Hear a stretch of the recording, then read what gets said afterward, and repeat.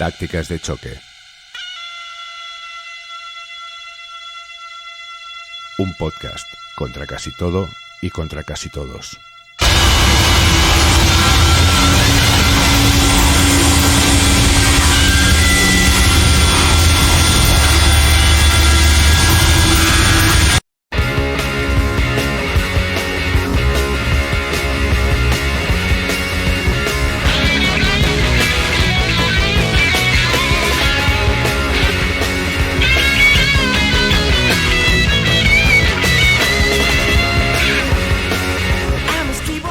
En 1879, cuando el capitán de infantería británico Charles Cunningham Boycott se retiró de la vida militar, fue contratado como administrador de las propiedades agrícolas del barón de Erne, en la isla de Achill, en el condado irlandés de Mayo.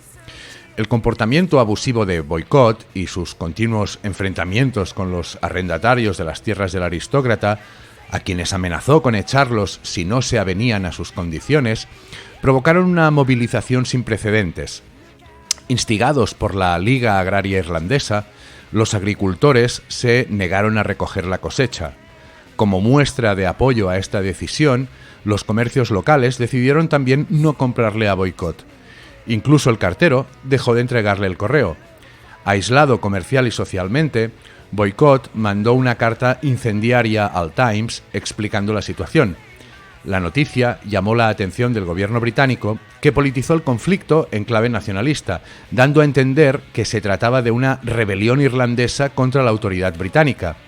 Finalmente, la cosecha fue salvada por voluntarios unionistas venidos de otros condados y custodiados por más de 1000 soldados del ejército de Su Majestad. Después del episodio, Boycott tuvo que abandonar Achill para siempre. Desde entonces, su apellido se emplea para describir lo que la RAE define como una acción que se dirige contra una persona o entidad para obstaculizar el desarrollo o funcionamiento de una determinada actividad social y comercial. 141 años más tarde, en junio de 2020, la demanda de miles de usuarios llamando a no comprar los libros de J.K. Rowling era trending topic en Twitter. El 7 de julio del mismo año, un grupo de 150 artistas, periodistas, escritores y académicos estadounidenses y británicos firmaron un manifiesto titulado A Letter on Justice and Open Debate, una carta sobre la justicia y el debate abierto.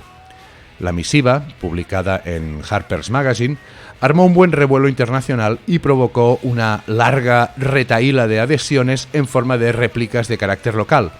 La española, por ejemplo, incluía rúbricas de faros intelectuales como Mario Vargas Llosa, Arcadia Espada y Juan Luis Cebrián, entre otros. Este es el texto original aparecido en Harper's. Nuestras instituciones culturales se enfrentan a un momento de prueba. Las potentes protestas por la justicia racial y social están derivando a otras exigencias atrasadas de reforma del sistema policial, junto con llamamientos más amplios por una mayor igualdad e inclusión de nuestra sociedad, especialmente en lo que se refiere a la educación superior, el periodismo, la filantropía y las artes.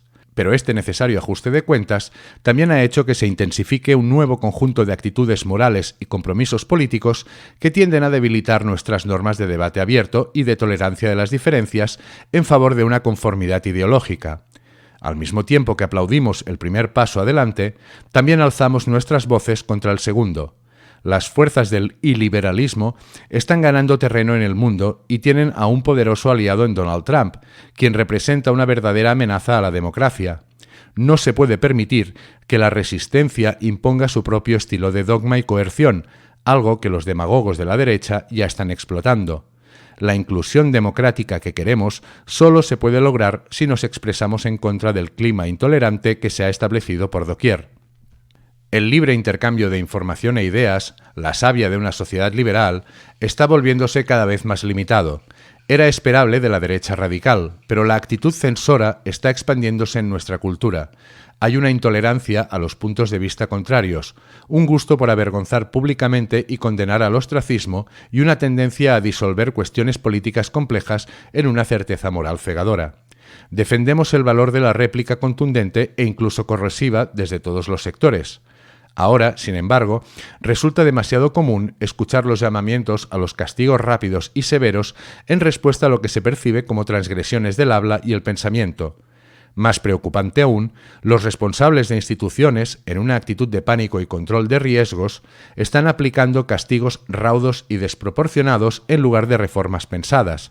Hay editores despedidos por publicar piezas controvertidas, libros retirados por supuesta poca autenticidad, periodistas vetados para escribir sobre ciertos asuntos, profesores investigados por citar determinados trabajos de literatura, investigadores despedidos por difundir un estudio académico revisado por otros profesionales, jefes de organizaciones expulsados por lo que a veces son simples torpezas. Cualesquiera que sean los argumentos que rodean a cada incidente en particular, el resultado ha consistido en estrechar constantemente los límites de lo que se puede decir sin amenaza de represalias. Ya estamos pagando el precio con una mayor aversión al riesgo por parte de escritores, artistas y periodistas que temen por sus medios de vida si se apartan del consenso o incluso si no están de acuerdo con el suficiente celo. Esta atmósfera agobiante afectará en última instancia a las causas más vitales de nuestro tiempo. La restricción del debate, la lleve a cabo un gobierno represivo o una sociedad intolerante, perjudica a aquellos sin poder y merma la capacidad para la participación democrática de todos. La manera de derrotar las malas ideas es la exposición, el argumento y la persuasión, no tratar de silenciarlas o desear expulsarlas. Rechazamos la disyuntiva falaz entre justicia y libertad, que no pueden existir la una sin la otra. Como escritores, necesitamos una cultura que nos deje espacio para la experimentación, la asunción de riesgos e incluso los errores. Debemos preservar la posibilidad de discrepar de buena fe sin consecuencias profesionales funestas. Si no defendemos aquello de lo que depende nuestro propio trabajo, no deberíamos esperar que el público o el Estado lo defiendan por nosotros. Sin mentarla, el artículo arremetía contra la llamada cultura de la cancelación. Según el diccionario Macquarie, que incluyó el término en su lista de locuciones y neologismos más relevantes de 2019, cancel culture designa las actitudes dentro de una comunidad que piden o provocan la retirada del apoyo a una figura pública, como la cancelación de un papel para un actor, la prohibición de radiar la música de un artista, la retirada de una celebridad de las redes sociales, etc., normalmente en respuesta a una acusación de acciones o comentarios socialmente inaceptables.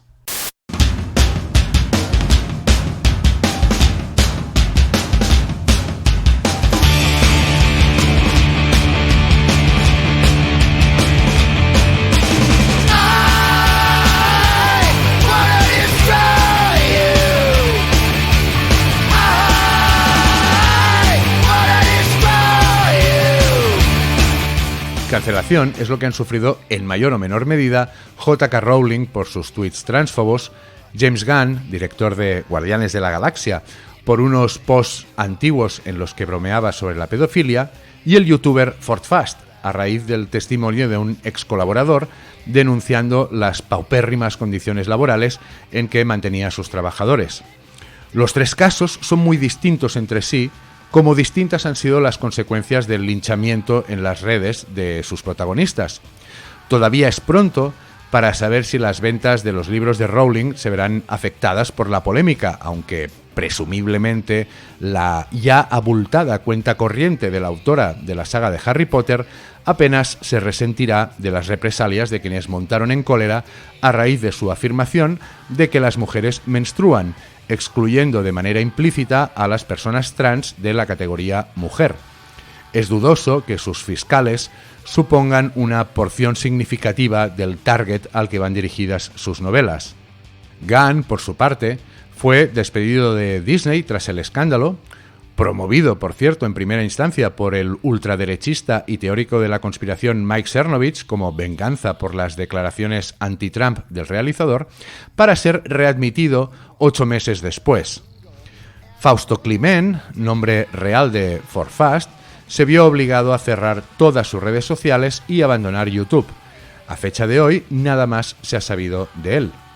A partir de estos tres ejemplos, puede concluirse que cuanto más famosa y por extensión poderosa la víctima, menos efectiva parece ser la cancelación, lo cual obliga a relativizar el alcance de la maniobra, ruidosa en el plano digital, pero limitada en el offline.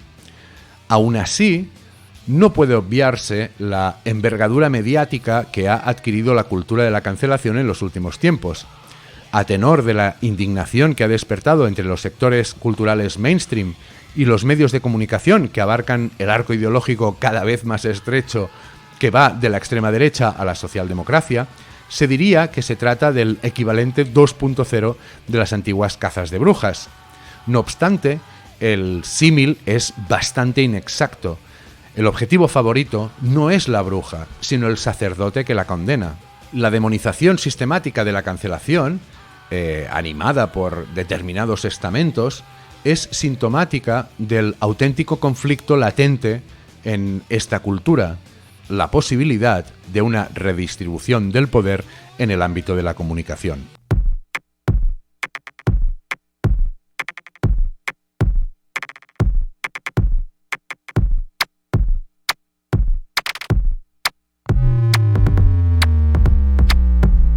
Fuck the politically minded. Here's something I want to say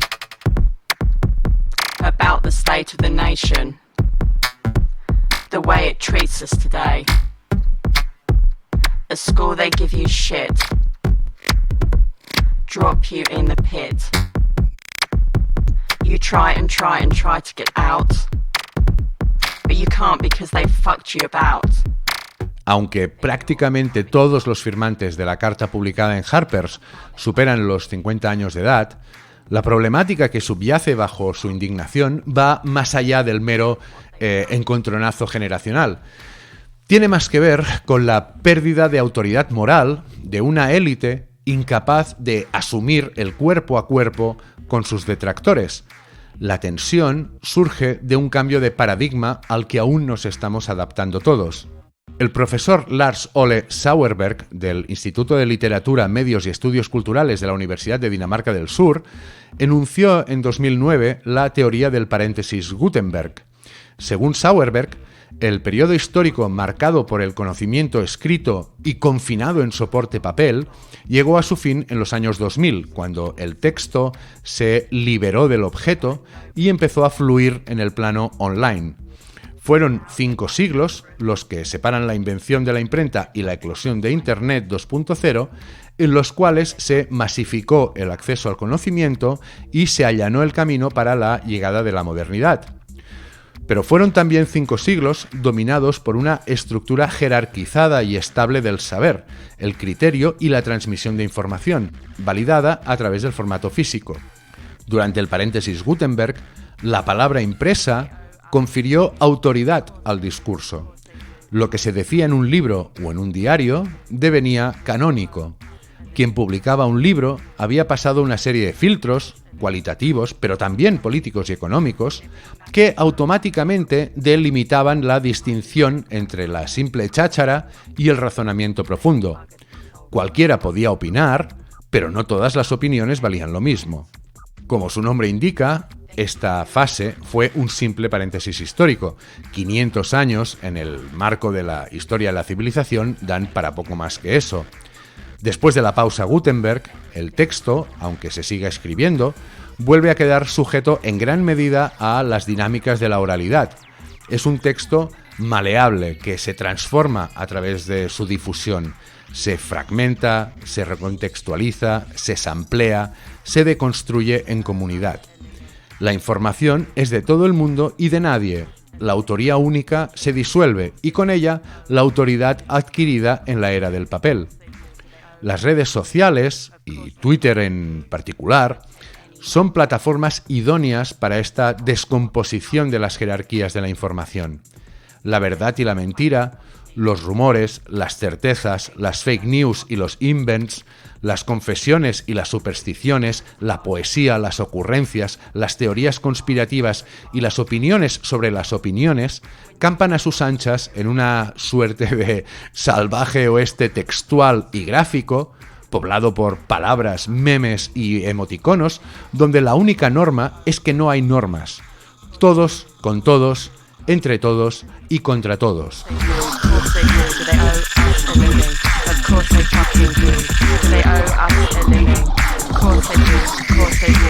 En la llamada segunda oralidad, el fin de la autoridad, tal y como se entendió durante el paréntesis Gutenberg, afecta tanto a las figuras intelectuales tradicionales como a las celebridades mediáticas. Todas ellas se encuentran en una tesitura, digamos, paradójica. Por una parte quieren mantener un estatus basado en la verticalidad, en el estar por encima, al tiempo que pretenden, por otra, participar en el juego del parloteo continuo y colectivo sin acatar la pauta primordial, que en un caos horizontal donde no hay arriba ni abajo, cualquiera puede ser interpelado en igualdad de condiciones, rebatido y, si se tercia, boicoteado, es decir, cancelado. Tácticas de Choque es una iniciativa totalmente autogestionada. Si te gusta lo que hacemos y quieres más, suscríbete y accede al núcleo duro. Podrás escuchar todos los podcasts actuales y antiguos tantas veces como quieras y descargarte la versión escrita y ampliada con bibliografía de cada uno de ellos. También puedes pagar por un solo podcast o colaborar con un donativo. Gracias por tu apoyo.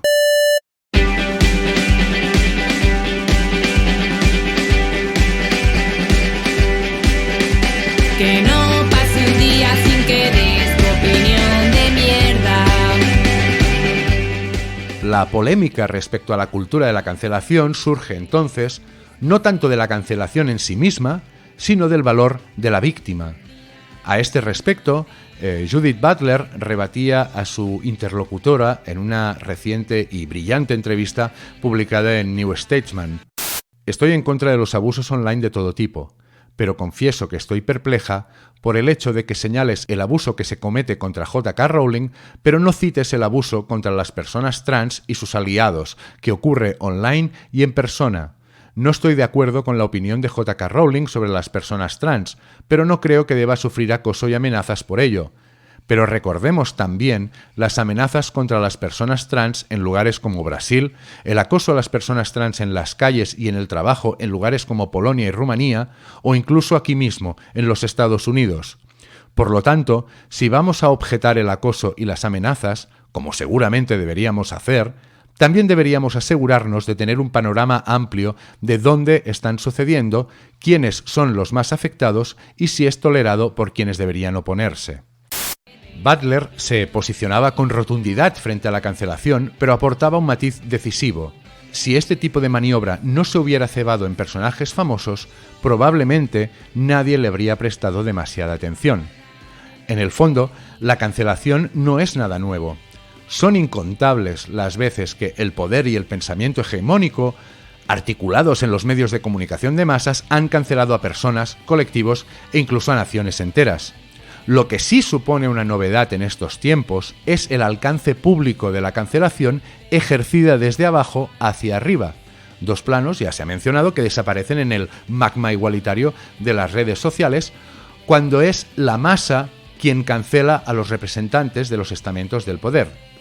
Pero ¿por qué ahora, 14 años después del nacimiento de Twitter? ¿A qué responde el súbito auge de la cultura de la cancelación? La gente está buscando en internet tu opinión de mierda. Todo el mundo quiere conocer tu opinión de mierda.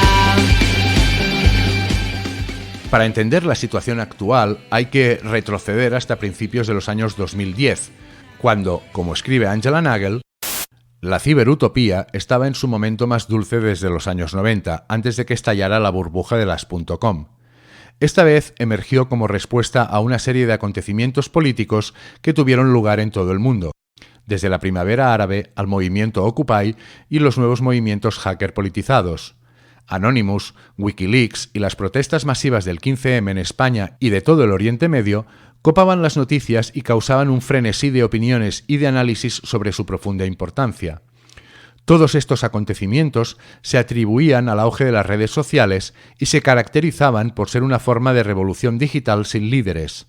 La hipérbole y el orgullo desmesurado que se produjeron en aquellos momentos deberían haber bastado para que todo el mundo se mostrara escéptico, pero la mayor parte de quienes se consideraban de izquierdas se vieron barridos por la excitación cuando las imágenes de las multitudes en las plazas públicas aparecieron en Facebook, Twitter y los medios de comunicación masivos. Las movilizaciones en la Puerta del Sol de Madrid y la Plaza Tahrir de El Cairo marcaron un punto de inflexión sociocultural. Por primera vez quedó demostrado a escala masiva que la actividad online y la offline formaban parte de un único todo, mantenían una relación bidireccional, se influían y afectaban la una a la otra. Internet había dejado de ser una dimensión paralela, un mundo otro, para integrarse como una dimensión más de lo real.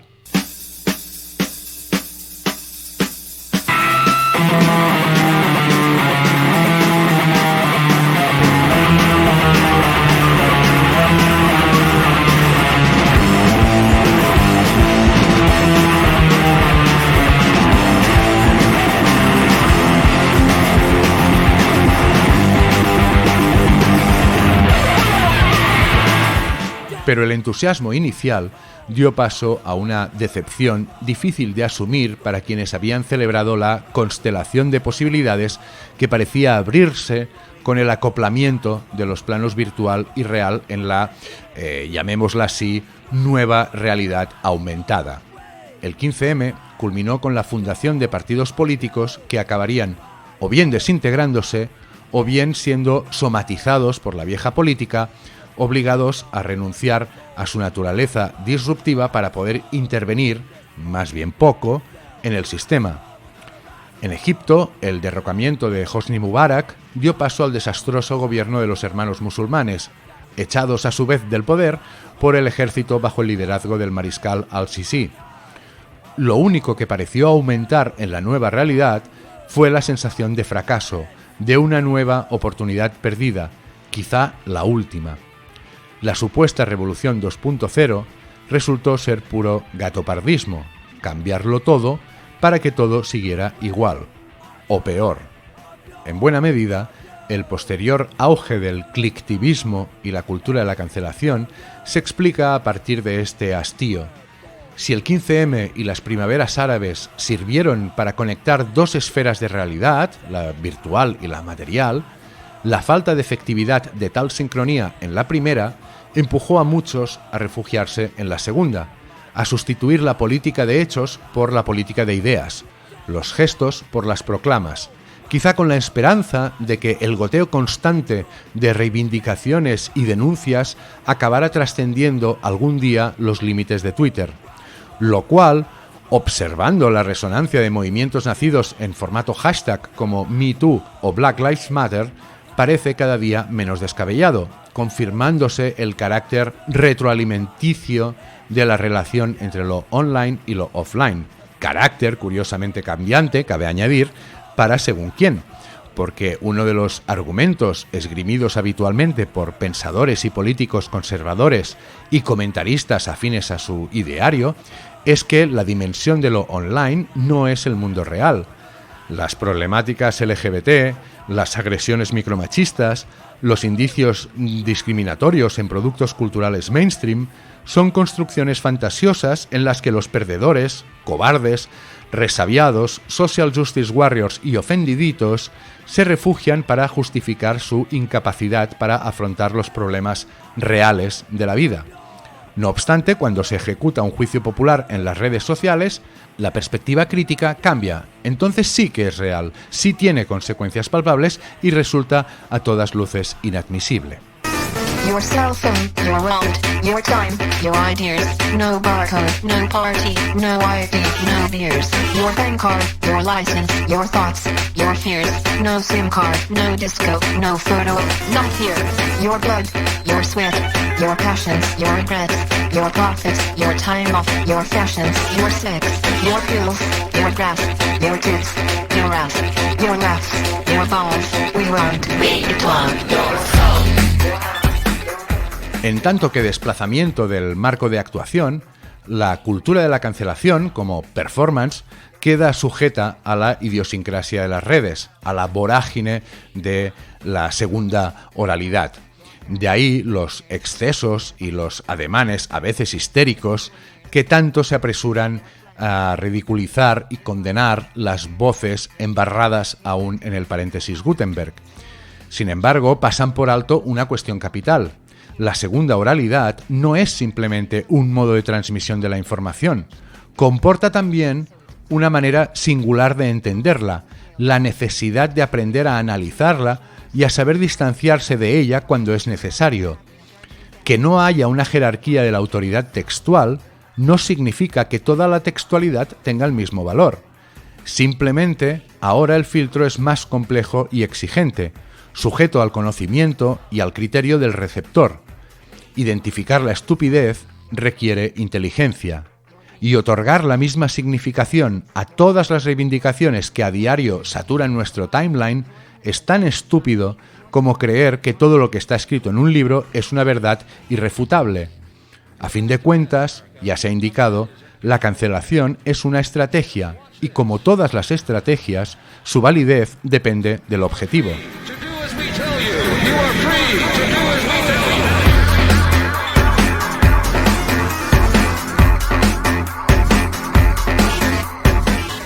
Los actores y factores que convergieron para culminar en los descalabros del periodo 2010-2012 fueron muchos y las relaciones entre ellas muy complejas.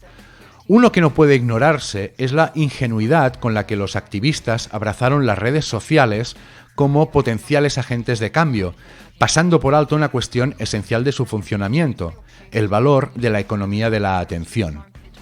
En el fondo, a Twitter Incorporated y a Facebook Incorporated, el contenido les importaba bien poco. Lo verdaderamente significativo de cara a sus futuras valoraciones en bolsa, Facebook se estrenó en Wall Street en 2012 y Twitter un año después, era el tráfico que ese contenido podía generar. En la industria social, la captación de usuarios y el tiempo que pasan conectados a la red, el time on device, son los principales valores de su economía. Más personas y más horas significan una mayor captación de datos susceptibles de ser vendidos a posteriori, esto es, un incremento de capital, tanto simbólico como material.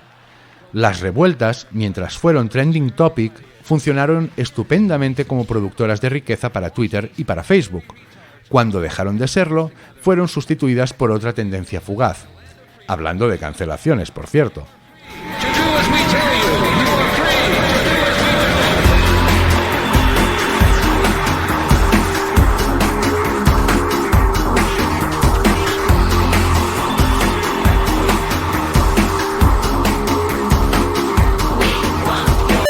Tácticas de Choque es una iniciativa totalmente autogestionada. Si te gusta lo que hacemos y quieres más, suscríbete y accede al núcleo duro. Podrás escuchar todos los podcasts actuales y antiguos tantas veces como quieras y descargarte la versión escrita y ampliada con bibliografía de cada uno de ellos. También puedes pagar por un solo podcast o colaborar con un donativo. Gracias por tu apoyo. El Ágora griega era el centro social, político y económico de la antigua Atenas. Allí se decidía el futuro de la polis y se impartía justicia mediante el ejercicio democrático. No obstante, solo los ciudadanos atenienses varones podían participar en ella. Las mujeres, los esclavos, los libertos y los metecos estaban privados de derechos políticos. En este aspecto, la consabida analogía de las redes sociales y el ágora ateniense es más rigurosa de lo que podría suponerse a priori. Como explica Richard Seymour, el teórico escenario de libertad que propone la industria social se asemeja mucho a la idea del filósofo francés Gilles Deleuze de una sociedad de control. En la sociedad de control, nadie te dice qué hacer, a quién adorar o qué es bueno y malo. Simplemente se te presentan una serie de opciones tolerables. Tu realidad se reescribe para excluir comportamientos que el sistema encuentra intolerables. De la misma manera que los hábitos de gasto en línea y las actividades de clics pueden determinar cuánta deuda se te permite o qué publicidad es probable que veas o a qué tiendas se te dirigirá, tu actividad puede mantenerse dentro de un ancho de banda manejable. Este ancho de banda es necesariamente el resultado de decisiones políticas e ideológicas en varias etapas, pero se convierte en una inmersión en la estructura de las cosas. A los tecnoutopistas de la pasada década se les pasó que la primera coacción de la libertad de expresión reside en las normas de comportamiento en las redes. En comparación con ellos, la actual cultura de la cancelación demuestra una mayor consciencia de los límites impuestos por la industria social. domina el debate y el espacio de debate. Subvierte los códigos intestinos de las redes, su voracidad por la atención de los usuarios. Sabe que un buen escándalo genera un seguimiento masivo, lo cual se traduce en un incremento del time on device, recompensado con una mayor visibilidad. Mark Fisher instaba a pensar estratégicamente sobre cómo utilizar las redes sociales, siempre recordando que, a pesar del igualitarismo que los ingenieros del capitalismo libidinal aseguran que existe en ellas, este es actualmente territorio enemigo, dedicado a la reproducción de capital, pero eso no significa que no podamos ocupar el terreno.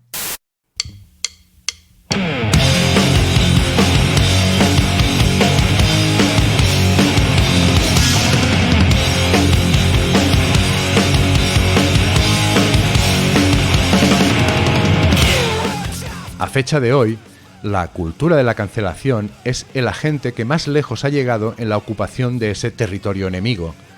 Puede que en ocasiones sus tácticas resulten exageradas, innecesariamente destructivas y crueles, y puede que su efectividad todavía sea relativa.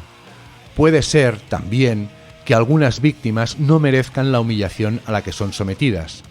Pero si el fin justifica los medios, hay que reconocerle los méritos a la cultura de la cancelación. Aún con sus claroscuros, y pese a las muchas objeciones que se le puedan hacer, ha conseguido situar una serie de reivindicaciones ideológicas largamente ignoradas en el centro del debate sociopolítico y cultural. Ha dado voz a quienes parecían no tenerla, aunque para hacerse oír tengan que sobreactuar y gritar más alto de lo que recomiendan las normas del decoro. Y ha hecho del debate en sí mismo un objeto de discusión que nos enfrenta a un cambio profundo en la manera de comunicarnos.